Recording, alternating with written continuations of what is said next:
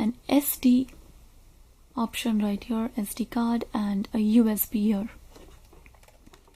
Now it's got buttons over here, and it's also got a remote control. You can use either one, like the volume controls are here. You can change the option of the input if you want an SD card or USB, whatever.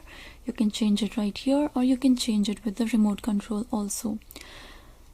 And this has got a focus, like when you're playing, you just rotate this and it will focus on the screen.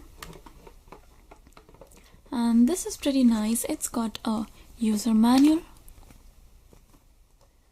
and the price is very low, so it will not give you a picture quality of a very high-end projector, but this will do your day-to-day work.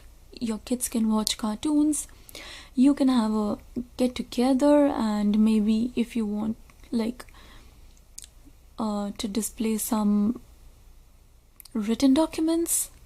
So basically it's for day-to-day use and not a very high-end one.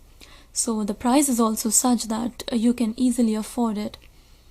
I hope you like the video. I'll just give you a demo of how this thing works. Thank you for watching.